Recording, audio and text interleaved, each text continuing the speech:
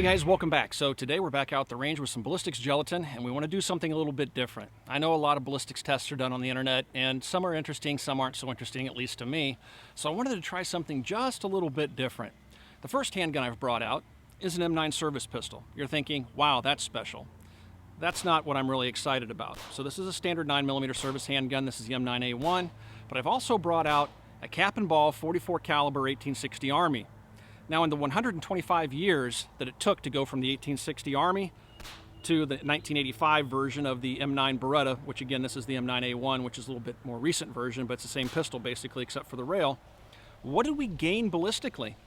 Is the cap and ball pistol more powerful than the 115 grain 9mm? And again, this one shoots about a 140 grain bullet. I don't know. I want to find out. So let's get started and see which one of these pistols does the best in the ballistics gelatin. Should be interesting. Before getting started with the chronograph tests, I wanted to make sure that the 1860 Army was working properly. I hadn't fired the gun in over 10 years because of a broken trigger spring, which I'd replaced last week.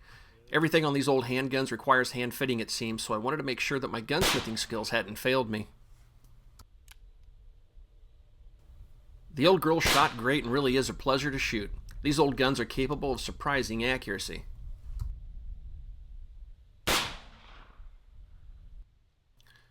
Next, I wanted to fire both weapons over to the chronograph to get an average bullet velocity. First up was the M9 Beretta. I was firing Federal 115 grain ball rounds over my trusty beta model shooting crony.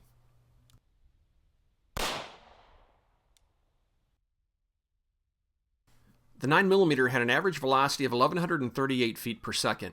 It was a sunny 76 degrees with 53% humidity, and we're about 800 feet above sea level here. Next up was the 1860 Army. I loaded the pistol with 30 grains of 777 powder topped with a Traditions patch and then a Traditions 140 grain .451 diameter ball. The old warhorse can be a bit finicky at times. It took 2 attempts to get one of the caps to fire. Firing one of these pistols really gives you an appreciation for the technology we had in the 1860s and what a major step forward metallic self-contained cartridges were. The 140 grain bullets out of the 1860 Army had an average velocity of 752 feet per second, or about 380 feet per second slower than the 115 grain 9mm rounds fired from the M9 pistol.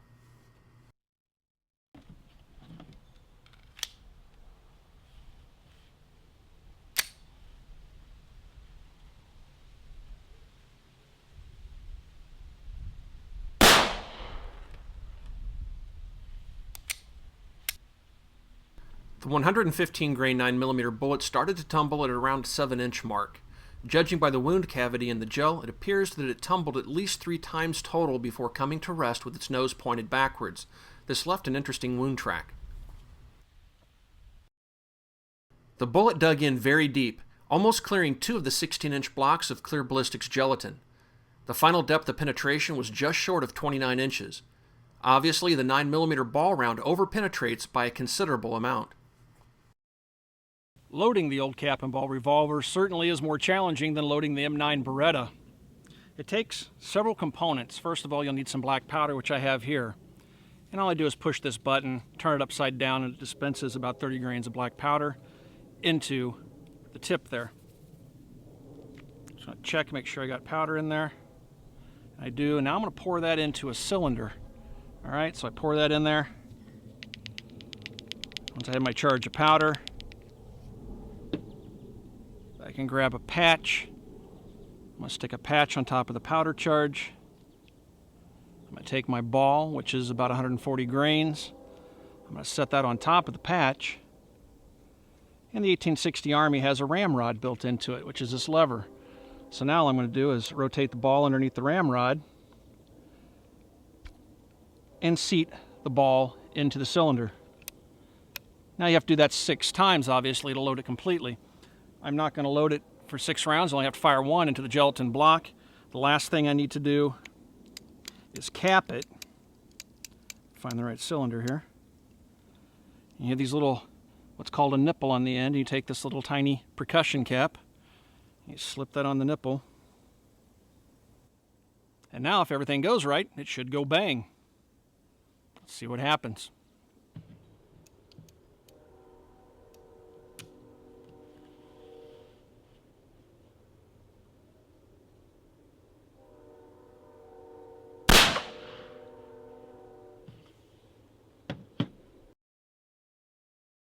The .44 caliber ball zipped right through the clear ballistics gel, leaving a small wound cavity. Since the ball is round, even if it tumbled, the effects on the wound track would be minimal. Towards the end of the bullet's travel, it appears as if the bullet dug in deeper, but then bounced back a couple of inches. At the end of the wound track, there was powder residue, but no signs of bullet fragments, which leads me to believe the bullet did perhaps bounce back. The ball came to rest just shy of 23 inches of penetration, which is very respectable. The wound track that extends past the bullet stopped at around 27 inches. Using my Ultratech out-the-front switchblade, I cut open the ballistics gel to get a closer look at the bullets and the wound tracks. The recovered weight of both bullets was nearly 100%, which isn't really that surprising.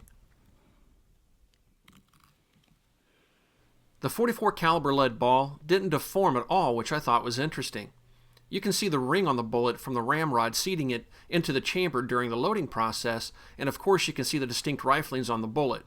Other than that, there were no signs of further deformation. Using my Microtech stiletto, which is better suited for stabbing than cutting flesh, I continued to hack away at the gel to find my way to the 9mm bullet. Once recovered, I learned the bullet was also in good shape, with only the riflings giving away the fact that the round had been fired.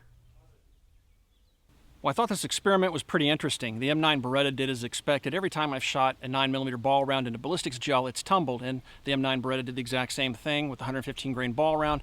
It tumbled several times. It left a pretty decent temporary and permanent wound cavity, not huge, but it definitely did more damage than the .44 caliber ball round did out of the cap and ball 1860. So did we really gain anything ballistically from the 9mm, going to the 9mm from the old cap and ball revolvers? Well, we gained over penetration, but the old .44 cap and ball revolver certainly held its own and it would do its job. As we know, quite a few people lost their lives on both sides of that conflict using weapons very similar to this. But one thing where the Beretta shines, and most modern handguns shine, of course, is how quickly they reload, the ergonomics, and of course, I don't know if you guys saw just how much trouble I was having, or did have, with the cap and ball revolver, but these things can be a bit finicky. The caps will fall off, bind up the action, all sorts of stuff. They're not exactly reliable, and I also had a couple of misfires out here this afternoon when playing with it. So we definitely gained a superior handgun because we can certainly shoot it faster, we can reload it faster, and it's far more reliable than the old 1860 Army. If you guys have any questions about anything you've seen out here this afternoon, you can always ask those questions on our Facebook page. You can find us on Facebook at www.facebook.com/military arms. Also, please swing by and check out the Bang Switch. It's the Military Arms Channel blog. Thanks for watching, everybody. We'll talk to you guys soon.